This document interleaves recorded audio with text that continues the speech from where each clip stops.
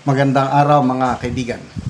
Bigyan natin ng reaction opinion itong post ng Ang Balita Ngayon. 15 minutes ago, update ito tungkol sa pabalitang sakit ng Pangulo. Pamamaga ng bituka dahil sa diverticulitis, maaring mauwi sa pagdurugo sa puwet. Nako, delikado ito. Matapos kumpirmahin ni Pangulong Ferdinand Marcos Jr. na siya ay may diverticulitis, ipinaliwanag ng mga doktor na ang naturang kondisyon ay pamamaga ng bituka na sa ilang kaso ay maaring mauwi sa pagdurugo sa puwet kung hindi agad nababantayan.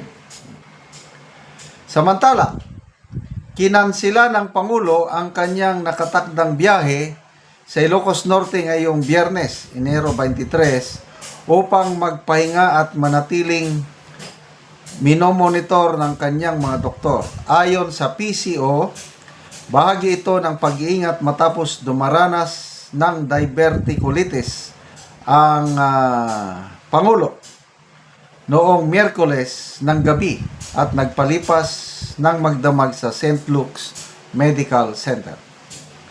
Dalawang aktibidad sana ang dadaluhan ni Pangulong Marcos sa Lawag City.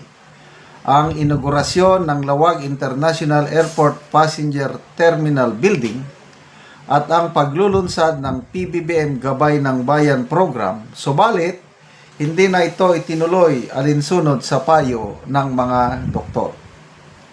Nauna nang sinabi ni Claire Castro na sumasailalim lamang sa medical observation ng Pangulo bilang precautionary measure matapos makaranas ng discomfort at nasa maayos na at stable na kondisyon na ngayon.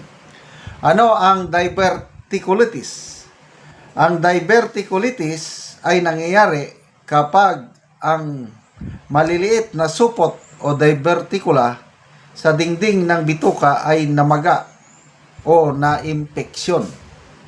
Kapag lumala ang pamamaga, maaring masugatan ang lining ng bituka na posibleng magdulot ng pagdurugo sa puwet, matinding pananakit ng tiyan, lagnat o impeksyon.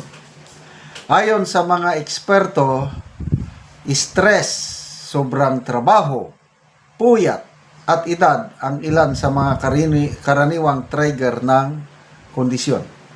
Gayet ng mga doktor, ang diverticulitis ay karaniwang manageable at hindi agad delikado sa buhay basta't nasusunod ang pahinga, gamutan at monitoring. Pinapayuhan ang publiko na kumonsulta agad sa doktor kung makaranas ng pananakit na tiyan, lagnat o pagdurugo sa puwet. Samantala, tiniyak ng Palasyo na ipagpapatuloy ng Pangulo ang kanyang mga tungkulin matapos ang sapat na pahinga kasabay ng pagtuloy na pagbibigay ng beripikadong update sa kanyang kalagayan. Okay, so itong sinasabing sakit ng Pangulo na verticulitis. Verticulitis. Sandali, nakalimutan ko. Diverticulitis. Ang nag-announce niyan, si PBBM lang. Hindi yung mga doktor na nag-examine sa kanya. Ang tanong, yan ba ang totoo niya talagang sakit? Baka dinadivert nila ang publiko sa tunay niyang sakit.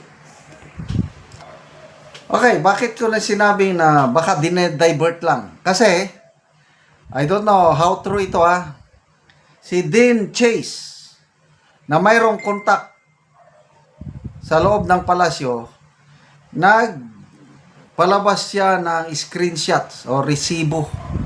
Yung taga-palasyo mismo. Basahin ko No, sabi ni Dean Chase, diverticulitis daw, issues, ? Meron bang bituka sa dibdib? Baka nalipat lang sa kakapatira mo sa puwet. Ito yung text ng kanyang puting ahas galing Malacanang. We still don't know, sir, then. But everyone in the wing or sa palasyo started panicking po kasi he was clutching his chest. Akala namin cardiac arrest. Clutching, yung discomfort. Ganon ang unang report eh. So, ibig sabihin, discomfort, mahirap makahinga. So, response ni Dean.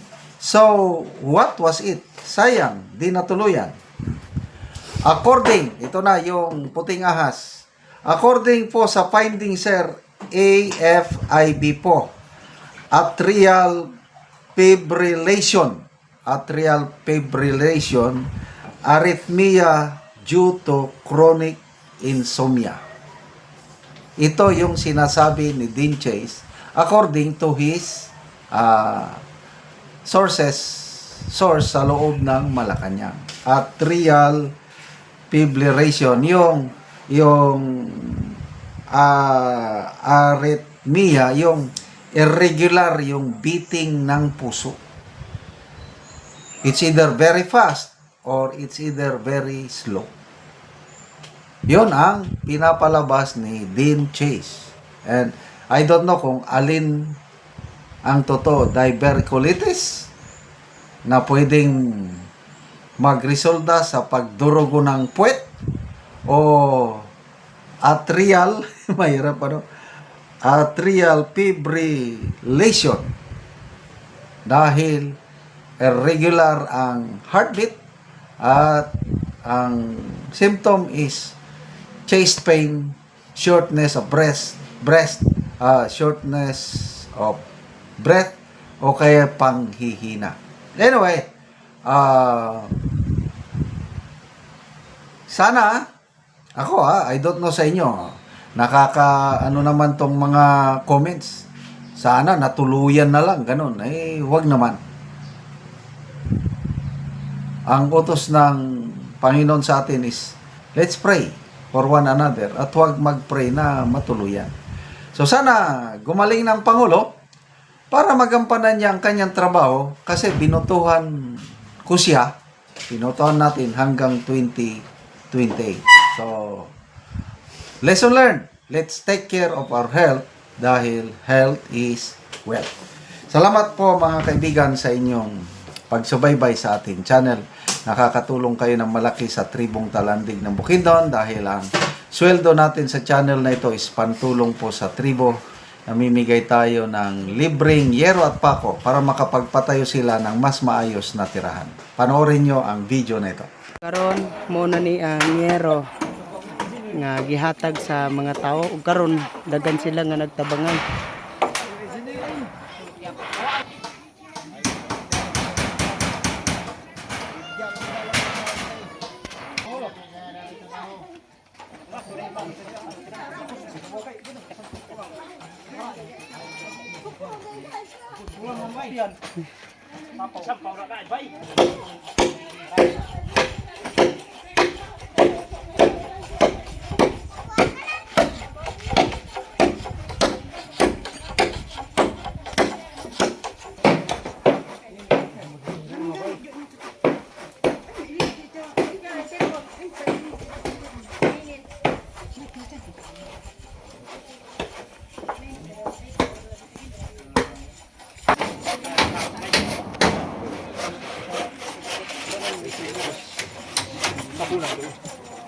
Kapunang siya ang isa na rin kasi hindi tayo gawin ito.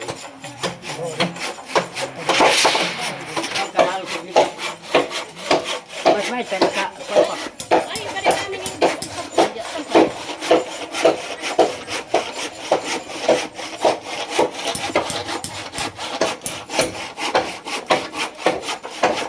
Angat kita kasawas kay Rosito Laga. Salamat kayo sa pag-atake na kami. Sa sinay na patrasama kayo. Salamat kayo. Sarugay na nga panahon na taga na para sa among waiting set sa City Garden. So, dagan salamat. Okay, salamat kaayo. Tawa ko ba? Nakalipay ko pinakasya. Nagkaroon